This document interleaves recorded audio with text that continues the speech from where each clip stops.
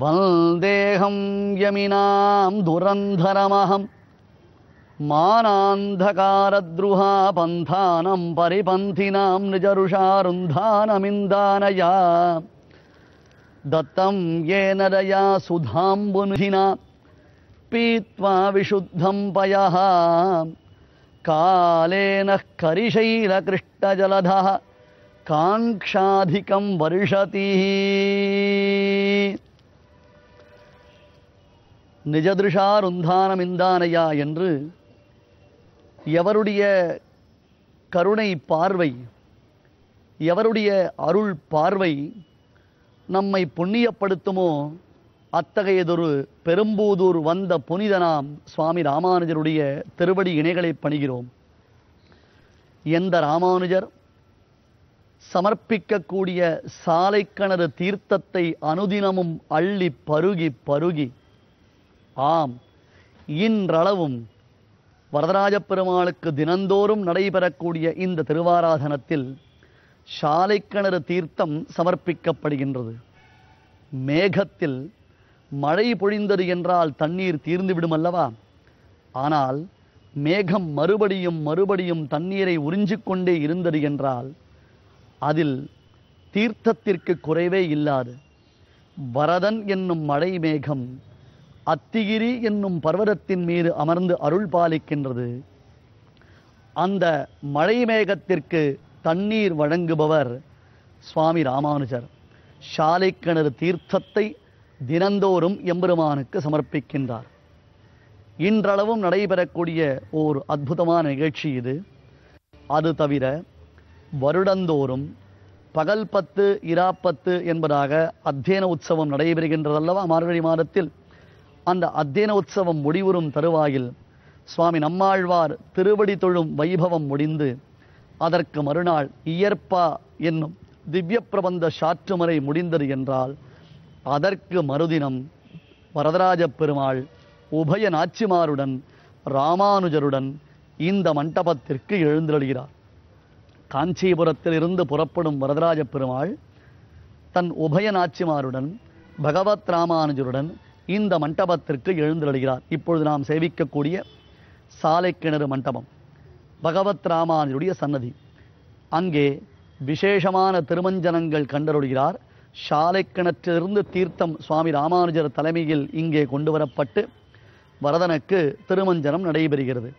அந்த திருமஞ்சனம் முடிந்த பின்பு வரதராஜ பெருமாள் கையில் வில்லையும் அம்பையும் சாற்றிக்கொண்டு எப்படி இரவு வேளையில் ஒரு இரவிற்குள்ளே, இரவின் ஒரு பொழுதிற்குள்ளாக விந்தியமலை காடுகளிலிருந்து ராமானுஜரை காஞ்சிபுரத்திற்கு அழைத்து வந்தாரோ அதே வேடுவ திருக்கோலத்தில் வில்லையும் அம்பையும் சாற்றிக்கொண்டு இங்கிருந்து மறுபடியும் புறப்பாடு கண்டருளுகிறார்.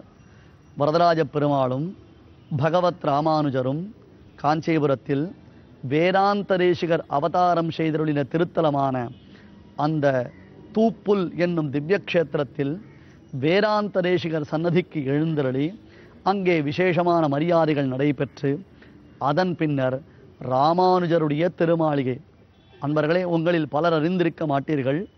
காஞ்சிபுரம் வரதராஜ பெருமாளுடைய கிழக்கு கோபுரத்திற்கு அருகிலேயே சுவாமி ராமானுஜர் தன்னுடைய காலத்தில் வாழ்ந்த ஒரு இல்லம் வெகு அழகாக இன்றளவும் அங்கே பொலிந்து நிற்கிறது. சுவாமி ராமானுஜருடைய திருமாளிகைக்கு எழுந்தருளி அதன் பின்னர் பெருமானும் இளையாழ்வாரும் திருமலைக்கு எழுந்தருளுகிறார்கள். வருடந்தோறும் இயற்பா சாற்றுமுறைக்கு மறுதினம் நடக்கக்கூடிய அந்த உற்சவம். அடியேன் தெரிவித்தபடி மேகத்தின் தாகமாக இந்த உற்சவத்தை நாம் கொண்டாடி வருகிறோம். ராமானுஜர் யாதவ பிரகாஷர் செய்த தீவினைகளில் இருந்து பரதனுடைய அனுக்கிரக விசேஷத்தினாலே தப்பி பிழைத்து வந்தார் என்று பார்த்தோம் அல்லவா? அவர் இப்பொழுது காஞ்சிபுரத்தில் தேவப்பெருமாளுக்கும் பெருந்தேவி தாயாருக்கும் கைங்கரியம் செய்து வருகிறார். இந்த இடத்தில் அவருக்கு ஒரே ஆறுதல் திருக்கச்சி நம்பிகள் என்னும் காஞ்சி பூர்ணர். திருக்கச்சி நம்பிகள் என்னும் காஞ்சி பூர்ணர் அந்தணர் குலத்தில் பிறக்கவில்லை என்றால் கூட அந்தணர்களுக்கு உரிய அனைத்து லட்சணங்களும் நிரம்ப பெற்றவராக, ஏன் வரதராஜ பெருமாளிடத்தில் நேரடியாக பேசும் பாக்கியத்தை பெற்றவராக திருக்கச்சி நம்பிகள் திகழ்கின்றார். வரதன் அர்ச்சாவதாரத்தில் இப்பொழுது நாம் சேவிக்கக்கூடிய இந்த திவ்ய திருமேனி, இந்த திருமேனியில் திருக்கச்சி நம்பிகளிடத்தில் வார்த்தையாடுவானாம். ஆம், தினந்தோறும் கச்சிவாய்த்தான் மண்டபத்தில் திருக்கச்சி நம்பிகள் திருவாலவட்டம் பரிமாறக்கூடிய சமயத்தில் வரதராஜ பெருமாள் அவரிடத்தில் பேசுவாராம். அந்த திருக்கச்சி நம்பிகள் அவதாரம் செய்தருளின புண்ணிய திருத்தலமான சென்னையின் அருகிலேயே அமைந்திருக்கக்கூடிய, இங்கு எழுந்தருளி சேவை சாதிக்கக்கூடிய தாயாரின் திருநாமத்தினாலே விளங்கும் ஒரு க்ஷேத்திரத்தில் நாம் திருக்கச்சி நம்பிகள் வைபவத்துடன் ராமானுஜ வைபவத்தை தொடரப்போகின்றோம். இந்த இடத்திற்கு பூவிருந்தவல்லி என்பது பெயர். பூவிருந்தவல்லி என்பது மருவி மருவி தற்காலத்தில் பூந்தமல்லி என்று வழங்குகிறது. உண்மையில் இங்கே சேவை சாதிக்கக்கூடிய தாயாருக்கு பூவிருந்தவல்லி தாயார் என்பது திருநாமம். இவை அனைத்தும் தாயாருடைய சொத்து. இந்த இடம் முழுவதும் தாயாருடைய ஆளுமைக்கு உட்பட்டது. ஆகையால் தான் இந்த க்ஷேத்திரமே பூவிருந்தவல்லி என்பதாக புராண பிரசித்த தலத்தலமாக திகழ்கிறது. இங்கேதான் திருக்கச்சி நம்பிகள் அவதாரம் செய்தருளினார். 1000 ஆண்டுகளுக்கு முன்பாக இந்த இடத்தை நீங்கள் ஒரு முறை உங்கள் மனதில் எண்ணி பாருங்கள். சுற்றிலும் வயல் சூழ்ந்த இடம், வாபி கூப்ப தடாகங்கள் நிறைந்திருக்கக்கூடிய இடம், ஆங்காங்கு சோலைகள் நிறைந்திருக்கக்கூடிய அற்புதமான இந்த திருத்தலத்தில்தான் வைணவ அடியாராக திருக்கச்சி நம்பிகள் அவதாரம் செய்தருளினார். அதுவும் பிறந்தது முதற்கொண்டு காஞ்சிபுரத்தில் வரதராஜ பெருமாளிடத்தில் இவருக்கு அதிகமானதொரு ஈடுபாடு உண்டு. எந்தவிதமான அடிப்படையான வசதிகள் இல்லாத அந்த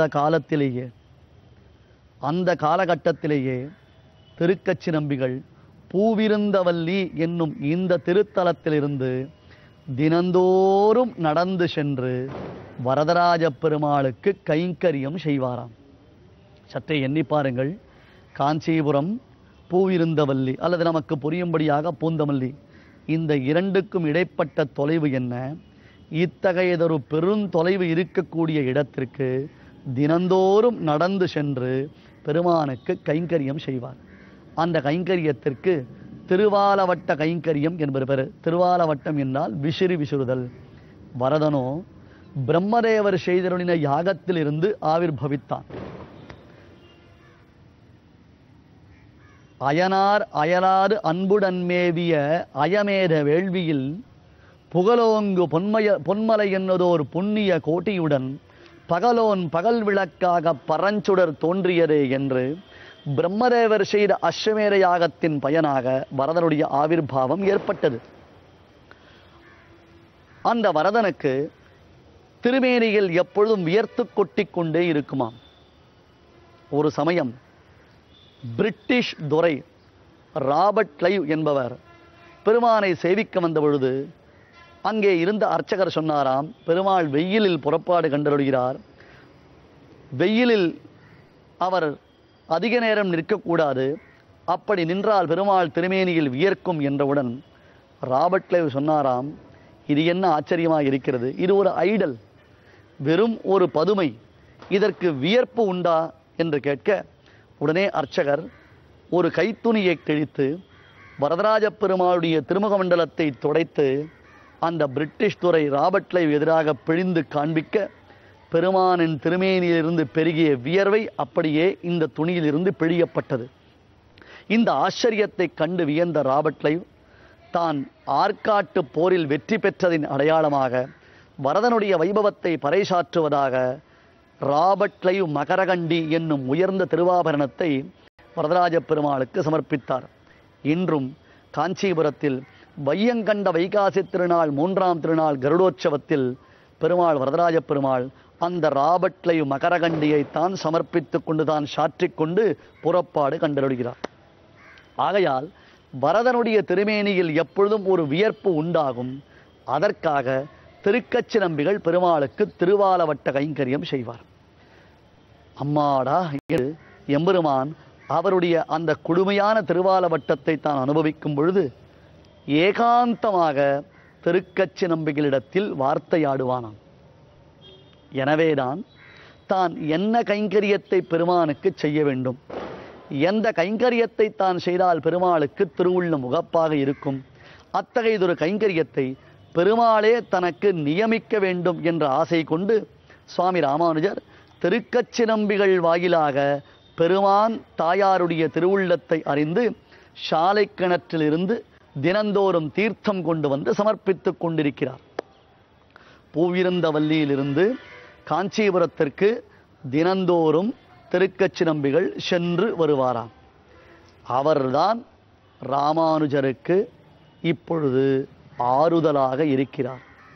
ஏனென்றால் தன் குருவே தன்னை கொல்வதற்கு முயற்சித்தார்.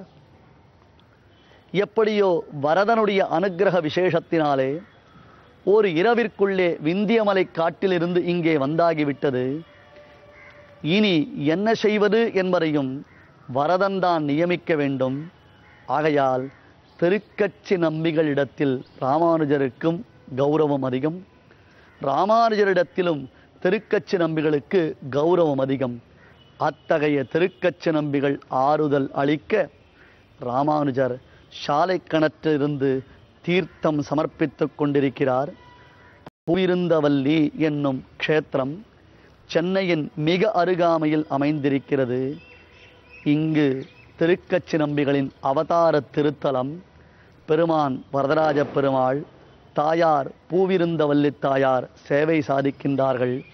இவர்களுடைய திவ்ய சேவையுடன் உத்தமமான அந்த திருக்கச்சி நம்பிகள் வைபவத்தையும் அனுபவித்துக் கொண்டு மேலே யாதவ பிரகாஷர் யாத்திரைக்கு சென்றவர் திரும்பி வந்தாரா, ராமானுஜரை கண்டாரா, ராமானுஜர் வாழ்க்கையில் இன்னும் எத்தனை திருப்பங்கள் உண்டு என்பதையும் நாம் தொடர்ந்து அனுபவிக்கலாம்.